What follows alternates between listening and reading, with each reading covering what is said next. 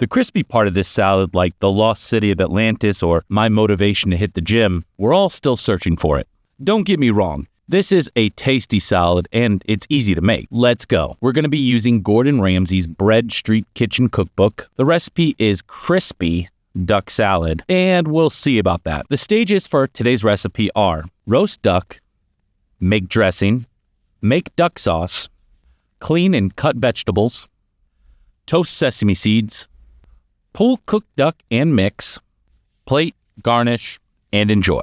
I'll start by washing my duck with salt. And this might be where I made a mistake. The recipe says 4 duck legs. I was really unsure if they were specifically asking for thigh and drumstick or just drumstick, which to me, thigh and drumstick would be the leg. But when I Googled it, I just kept seeing duck drumsticks. So I thought, maybe I'm wrong. And we're going to see how that turns out. The reason I'm doing a salad today is that my goal, besides the recipe's techniques, is to not have a single shot of my hand blocking the video today. So I felt like a salad was a nice way to get that done. Let me focus on my video making chops. Once the duck's pat dry, I'll be ready to salt this before roasting. Before I do though, I'll preheat my brave little toaster to 190 degrees Celsius. As I'm adding the salt here, I can see that my salt, for some reason, has absorbed some moisture, probably pulling it straight out of the thick-ass humid air here in Vietnam. So I think I ended up putting a bit too much salt because it was clumping together. I didn't want this to happen, but we're too far gone here. No turning back now. I'll get these duck legs in the brave little toaster, and that will check off baked duck. And we're going to move on to making the dressing. As we get into this, it's worth noting the recipe asks for some red and green chilies, so I had to figure out what chilies they meant and what the Scoville level of those chilies are. Closest thing I could find, thanks to the old Reddit, is that they are probably referring to a fresh cayenne pepper that seems to be available a lot in the UK. I have Thai-bird chilies readily available, but these are about 3 times hotter than what I need. I don't want to be singing the Ring of Fire song tomorrow. I have these green chilies you often get at a Korean barbecue. They aren't even hot, so really would just be a waste of time to add them, but just wanted to show my chili variety. And the winner that we're going to use today is the yellow horny chili. Although it's not always yellow, sometimes it's red. This should have a similar Scoville to a fresh cayenne, and given the name, maybe have me ready to meet the missus after I eat it. The recipe calls for us to juice a whole lime and a whole lemon, so I don't have a normal juicer, but I have a broken pair of tongs that are interested in the job, so I'll use those. I'll need lemongrass, so I'm going to go ahead and cut this lemongrass in half. They don't tell me to, but I take a bit of anger out on this lemongrass in the hope of releasing the flavor. I will take a thumb-sized knob of ginger and add it to this dressing, but I will later realize that I don't read so good, and I'm actually supposed to julienne this and add it directly to the salad, but it's okay. I'm taking liberties with Chef Gordon's recipe.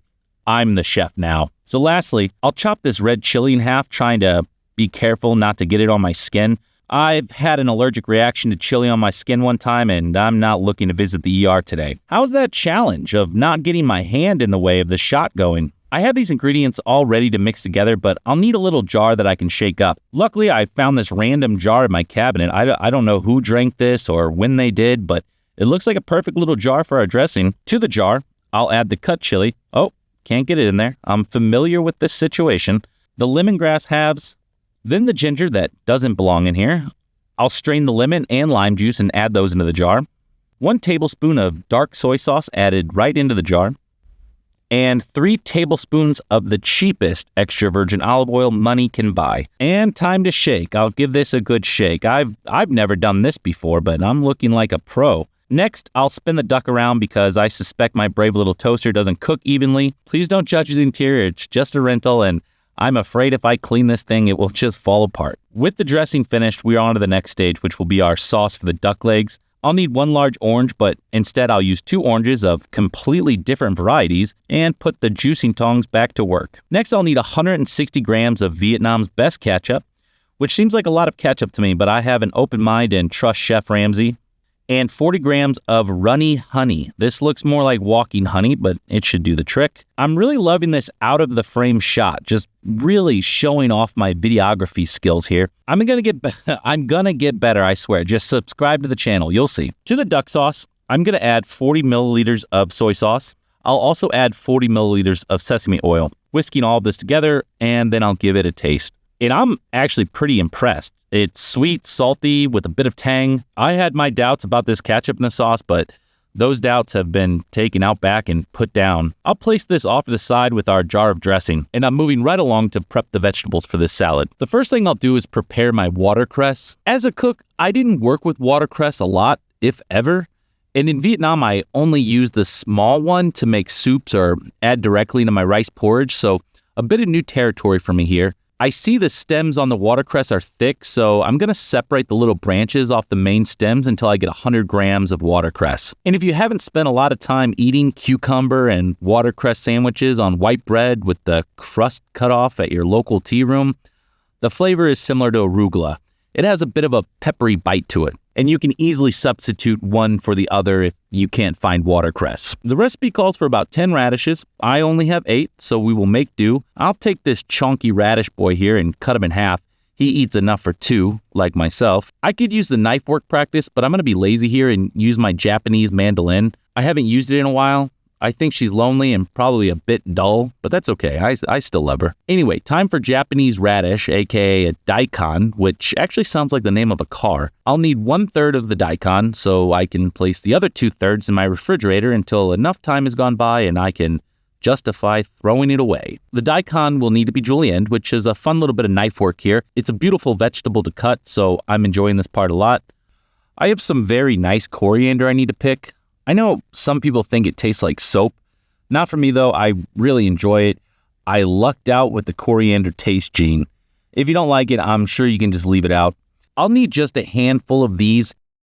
I have some spring onion here. The recipe calls for a bunch, so whatever a bunch is to you, and this is what a bunch is to me, or at least as much as I'm willing to cut right now. Once I started cutting these, I wish I'd started on a sharper bias of a cut. Then I kind of do that later with the bottoms, but I end up thinking it just looks stupid mixed together. I'll just do better next time and think about how lovely my julienne daikon was and take that win.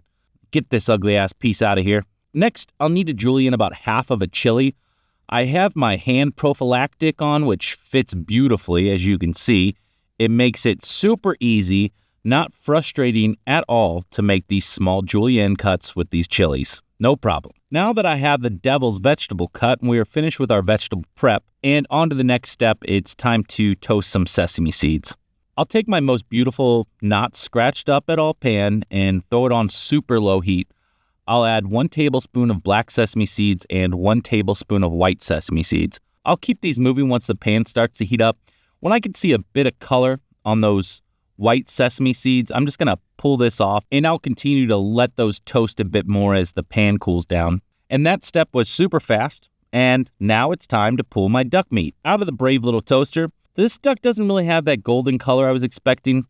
The skin on these is nice and crispy, a bit too salty, which is on me and my soul. I can see that it clumped up here when it dried out. I'll snag a little chef bite here to see how it is. The book calls for us to pull the skin and meat off of the bone while the duck is still warm. Any soft fat that remains after toasting I should discard. And I know a couple that would love to eat this, so I won't throw it away, just set it off to the side for a moment. The book also suggests that I can pull the meat with a couple of forks. I got time for that. So I'm going to just jump in with my hands.